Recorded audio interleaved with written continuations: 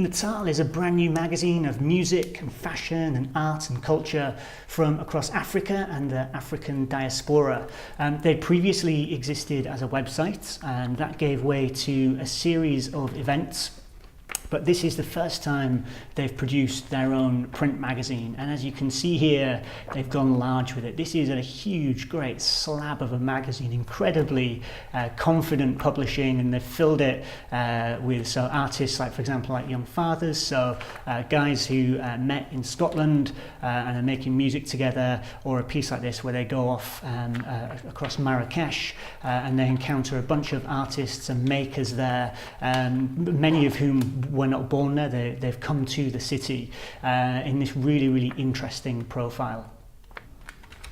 My favourite of the stories is this one right in the middle, a piece on Versace. This is the phenomenon of knockoff culture in Africa, and so the Versace pieces that get made as Versace, and actually the writer tracing the routes that these clothes take. And so going to China, to the places where they're made, meeting the Nigerian businessmen who are out there commissioning these clothes, and realising that this is like a whole bona fide African identity, and it might be based on knockoff, but actually it is a thing all of its own.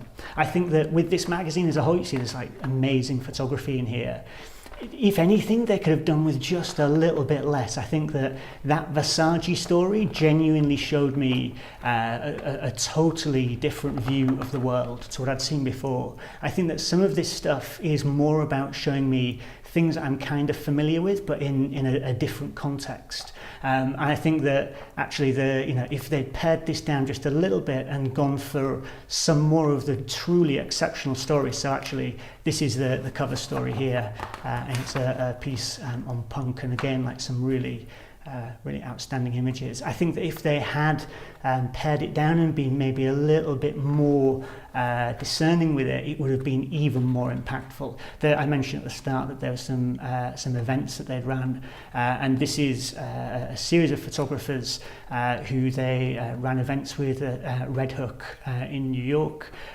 It's just like absolutely effervescing with power and energy, and I think that this is a first issue. It is a super strong first issue, and I'll be really looking forward to seeing where this one goes next.